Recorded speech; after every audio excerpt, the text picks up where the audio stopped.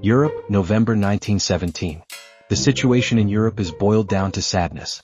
The French army is full of mutinies, the German populace is starving, the Russians are on the brink of civil war, and the Americans are arriving in huge numbers to fight the trench warfare in northern France. The Great War becomes nothing but a war of attrition. Skip forward to the end of the Great War and the borders look funky.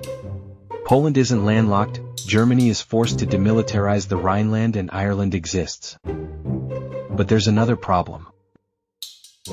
The French general election of 1919 was coming up, and after the results of World War I, the French population is unhappy with the current government. The National Bloc, a right-wing party in France, was famous for post-World War I nationalism and anti-communism. Whereas the SPIO, or the French Socialist Workers' Party, was a left-wing party designed to bring equality to all. The election in this timeline brings the SPIO to bring control in Paris, turning a democratic empire into a communist one. Skipping back to the map of Europe, this timeline turns out the same as in ours. Germany goes from Weimar to Reich, annexes Austria, and Britain and France have their meeting with Hitler in Munich. But this time goes a little differently. You see, France and Britain didn't agree on Chamberlain's approach to appeasement. France wanted Germany to never be a regional power, let alone a continental power, again. While Britain hoped that Germany would take what land it wanted, then be quiet from then on. In this timeline, France wins this dispute, denying Germany the Sudetenland. So Hitler decides to march his army and take it forcefully.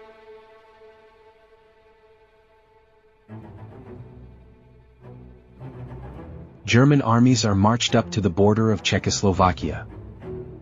Britain and France see this, and declare that if even one German soldier sets foot in another country, a declaration of war would be issued.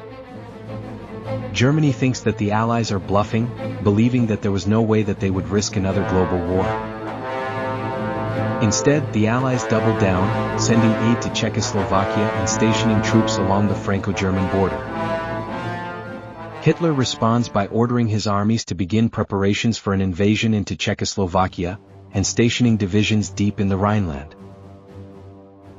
The Allies issue Germany a final warning: pull troops from the Czechoslovak border, or risk assured destruction. Hitler ignores this demand, sending his armies into Czechoslovakia. The Allies respond with a declaration of war.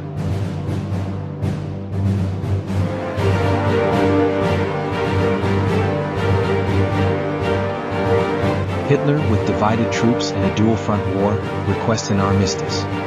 The Allies refuse.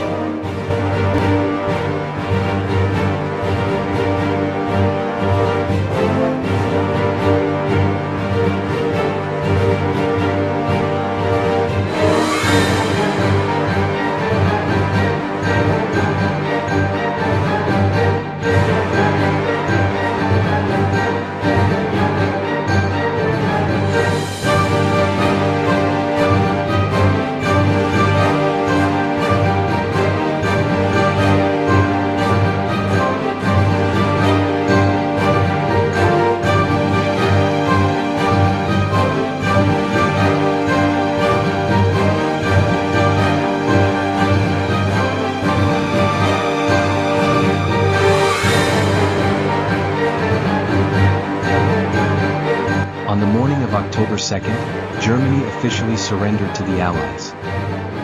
Following suit, the rest of the Axis forces laid down their arms 2 days later. The Treaty of Antwerp, putting an end to the war, laid out the territorial cessions after the conflict. Let's start with Italy. On top of having Libya and Somalia split between France and Britain, Italy also lost some land to France, Trieste to Yugoslavia, and had land occupied by France and Britain. Moving over to Hungary, they lost land to Czechoslovakia and Romania. Now the main event, Germany. They lost the Sudetenland back to Czechoslovakia. France annexed the Rhineland and occupied the Ruhr. Poland gained all of eastern Prussia and Königsberg. Austria was given independence and a guarantee of sovereignty by the Allies. Czechoslovakia, along with the Sudetenland, gained Saxony. Now this is where it gets harsh. The Allies occupy much of Western Germany for 15 years, and allow Bavaria to become independent, disconnecting a part of mainland Germany again. This treaty was awfully harsh on Germany, but would cement it as a minor European power for now, exactly what France wanted. Speaking of France, they are now the European hegemon. Sure, Britain exists, but for power on the continent, France reigns supreme. They have land from Brittany to Frankfurt, Calais to Milan, and from Europe to Asia. A true sentiment of French power. They have allies all over the continent, and with the closest ally of Britain, the world's first and only hyperpower, an unrivaled status quo emerges. But here's where the story takes a little turn. The Soviet Union, conveniently exempt from the last European war, isn't favoring for expectations. It's reasonable for you to expect France and the Soviets to be allies, since they are both communist. But in reality, there was a growing tension between the two, both wanting to be the sole communist country. The Soviets wanted power over Eastern Europe, just like it had before World War I, while France wanted to keep the status quo, maintaining their power in Europe. A spark of a Cold War begins to emerge, but not like it happened in our timeline. This war would be about control, not influence. And it starts with the Soviets aiming to gain control over Turkey to access the Mediterranean. Turkey had declared neutrality in the conflict, but seeing the Soviets' newfound interest in the Straits, they inched closer to Western aid. This gained the attention of the Soviets, stating that they should declare neutrality or risk invasion. Turkey refused to give up the Straits, leading to an invasion into eastern Anatolia. With the fall of some major cities, they hoped Turkey would surrender, but Western support kept them afloat. The Soviet plan was to rush along the coast, take major cities and have the war over in a month, but Turkey and the West didn't give up. They doubled down on their support to Turkey and halted the Soviet advance before it became too great. From here, the war becomes a stalemate, with neither side wanting a full-scale war and no progress being made. As the war neared April, both sides agreed to a treaty, where the Soviets would have restricted use of military transport through the strait, and Turkey would restrict external intervention in any future conflicts for the time being. Going back to the map of Europe, the tension is still extreme.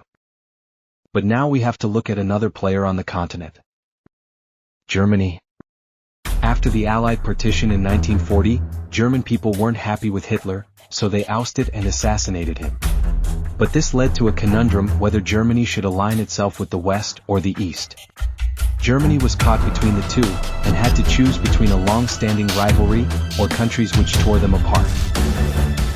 Germany realized it had the upper hand, and requested if the Allies would hand over the occupied regions in exchange for alignment. With great hesitation, the Allies obliged, but France still occupied the Ruhr and took half of manufactured goods. This swung the German populace in favor of the West. But Germany wasn't done yet. The main thorn in Germany's side was now Bavaria. They wanted Bavarian lands and to reunite Germany once and for all.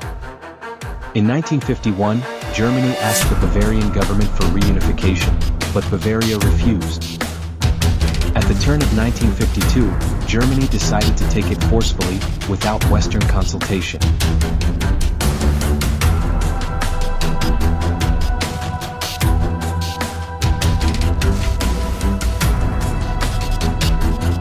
The German advance stops as the Bavarian government surrenders control in Munich. From this point on, the Cold War becomes more of an economic war rather than a conventional war. But seeing how the West handled or didn't German annexation of Bavaria, some Western allies become uneasy about a new power on the continent. Poland specifically publicly denounced the German annexation, claiming it to be a rerun of the early 1900s. This gave the Soviets an idea.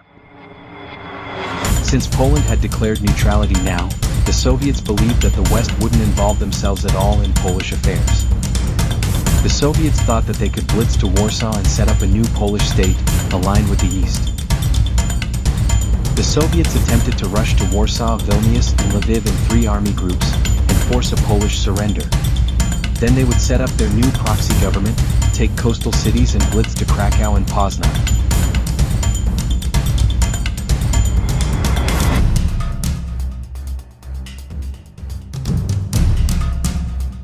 Britain starts sending aid to Poland as Polish forces halt the Soviet push.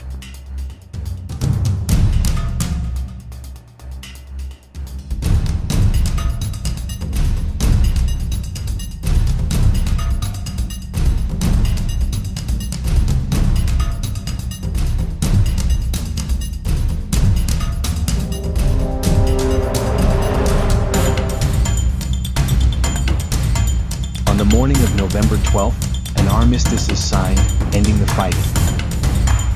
With extremely high casualties on both sides, the Treaty of Hanover gives the Soviets a buffer state, aiding in its protection against the West. The Cold War heightens as the tension increases to unprecedented levels. But a new frontier opens, and this is when the war becomes global. Indochina. Vietnam was rising up for independence, and the Soviets were finding a way to cripple the French global image. With Soviet aid, the Vietnamese rose up against the French, sparking the War of Independence. Looking elsewhere in Asia, Japan was looking more and more like it would choose a side. After their war against China ended in 1951, leading to a peace deal where Japan would control Manchuria and eastern regions, they started opening up their economy to trade with the West. Their economy starts to boom, making the West desperate for an ally in the East. But while the West were focusing on Japan, the Soviets turned their attention towards China. With a common enemy of Japan, and China's desires for its land back, China wasn't very hesitant to pick the Soviet side. This started another front of the Cold War, with France, Britain and Japan on one side and the Soviets, China and Vietnam on the other. Speaking of Vietnam, their war of independence was still ongoing. But after French forces had sieged and captured Saigon, the morale of the revolution was low, meaning Vietnam didn't really seem like much of a threat for now. But back in Europe, Italy didn't like being sat on the sidelines of the war. While they didn't exactly want to be in the war, they thought it would be an opportunity to gain back their occupied land. Like Germany, they offered the West the same deal, but with a slight difference instead. That being that if they didn't hand over the land, they would align themselves with the Soviets. France and Britain refused the deal, but seeing how France was tied up in Asia, they signed a deal that they'd return the lands if Italy remains neutral and shows solvency. Britain, on the other hand, didn't make any deal, stating that this is what Italy deserved. Italy respected the deal with France, but sensing British aggression, invaded Sicily to gain their land back.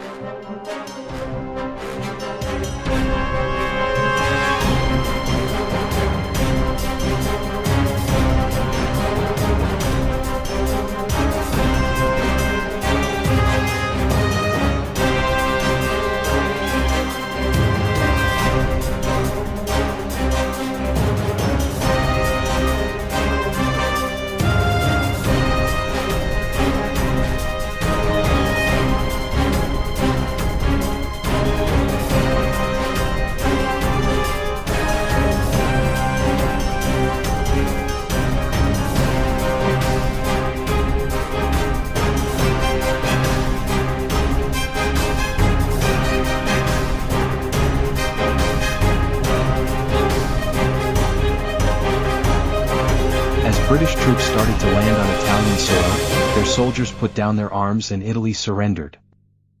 Britain was disputed between taking what they need or taking what Italy needed. By the time the treaty was signed, they had decided to occupy much of southern Italy and demilitarize their army and navy. Going back to Asia, the war in Vietnam was coming to a close and looking like a French victory, but had still cost France over 100,000 total casualties thus far. Meanwhile, Japan and China were having a slight border dispute, leading the Soviets, French and British mediating a meeting. It was decided the map would stay the same and the land would be given to China, leaving Japan feeling slightly betrayed, but sticking firm to their allies. But it's about time we introduce a new player in the war. The United States was sat on the sidelines for the last few decades, but now they thought it'd be good to expand their influence. And while they couldn't really do much in the Americas, they decided to get chummy with the Allies and started aiding France in their war in Vietnam. But America didn't want to get too involved, as it might have seemed as if they were a French puppet. While the Vietnam War was still ongoing, China took this as an opportunity to annex its previously lost regions in the West, directly threatening British India. Since America was now a Western ally, many countries established the WTO, bringing their alliance even closer together, with their main aim of combating the East and maintaining peace in Europe. Now there are some countries which haven't been mentioned yet, like Lithuania, which didn't like Poland having Vilnius, Bulgaria, not liking Romania having Dobruja, and Iran, which had been having almost regular border clashes with Britain. As a courtesy for a new alliance, France gave Germany the Ruhr back, allowing for a stronger alliance between the two countries. But eventually war always comes to those desiring peace. A clash between French and Italian troops accelerates to a declaration of war, and France invoking Article 5. Italy declares war. France invokes Article 5. The Moscow Pact joins.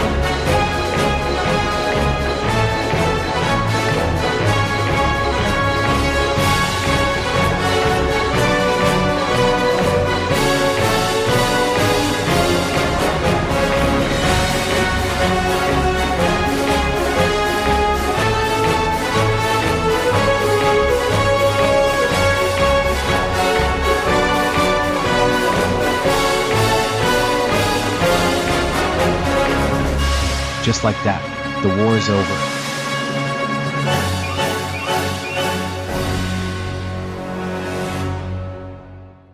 Looking at the resulting treaty shows a total Western dominance in the world. After the conflict, the war in Vietnam still rages on, but France eventually wins this war. Japan walks away with huge parts of China and Soviet Russia. Iran is stripped of its western lands, giving some to the newly formed Azerbaijan. Italy and Bulgaria are stripped of independence, leaving only client states of France and Britain in Italy. And finally, the Soviet Union, now just basically Soviet Russia, is split between occupied zones and independent countries.